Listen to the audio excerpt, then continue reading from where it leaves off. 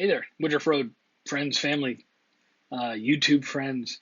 Here, Chris with another video in an undisclosed location in Mauldin, Missouri, taking care of some things, but I still wanted to spend some time with you because I've got some things rattling around in here and in here that won't let go. This will all make a lot more sense if you stop here and watch the times they are a change in video that we put up on our channel last week. This will all make a lot more sense and have a little more connectivity.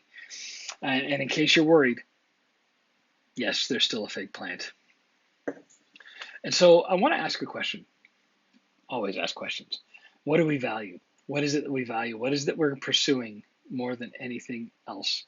And in the recent sermon, we talked about the pearl of great price. We talked about how the field that had the great hidden treasure.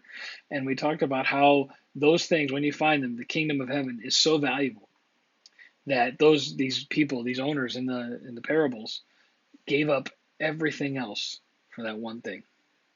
They valued the kingdom of heaven, or that one thing that was the model of the kingdom of heaven.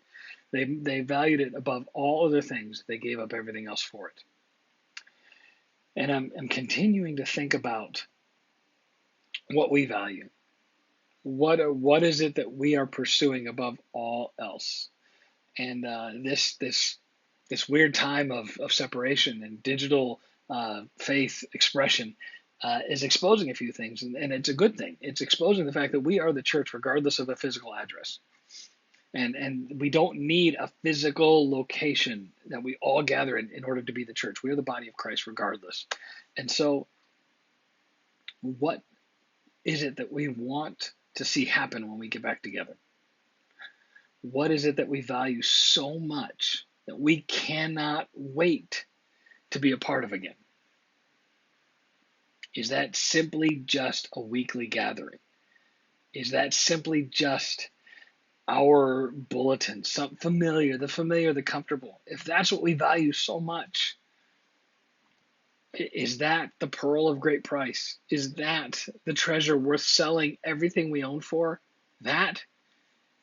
And I've got stuck in Matthew 16, and Jesus talking to his disciples, and Jesus really giving it to Peter, how he does. Get away from me, Satan. This is when he really pushes Peter for bringing up the temptation that Jesus had in the desert.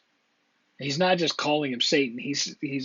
Jesus is being reminded of the temptation that Satan gave him in the desert by what Peter brings to him in Matthew 16. But I'm looking down a little bit further, and there's an equation that Jesus gives us that I want to see how we plug into. And the first is this. This is verse 24.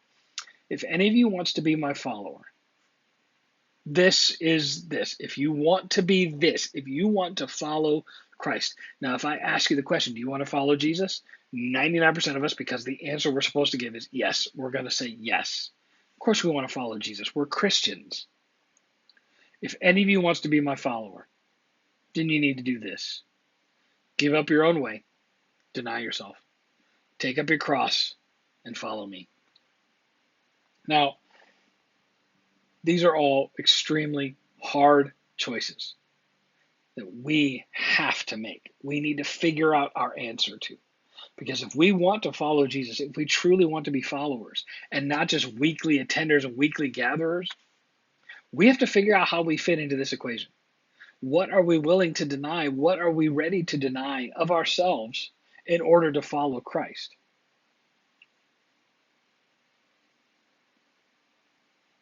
What is it that we are going to decide to take up as our cross?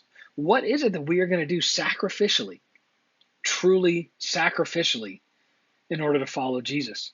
I heard this brought to my attention before, and I want to share it with you now. Taking up our cross is never our circumstances. It's not just our cross to bear right now. It is a decision we must make. Sacrificial living to follow Christ. Every single day. Deny yourself. Take up your cross. Follow me. Do we value Jesus? Do we value being the body of Christ? Do we value being Christian enough to truly be a part of that equation? Do we truly value the kingdom of heaven as we see it and experience it and are a part of it enough to give up everything else in order to be a part of it, to have it in our lives? And so as we get closer and closer and closer to being back together again, church, I want us to come back with a mindset of valuation. What are we doing when we get back together? Hopefully not just the same old, same old. Now, the same old is great, and it serves a wonderful purpose of worship and fellowship and gathering and equipping the saints together.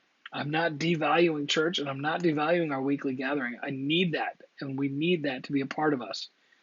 But that cannot be all that the kingdom of heaven is about for us.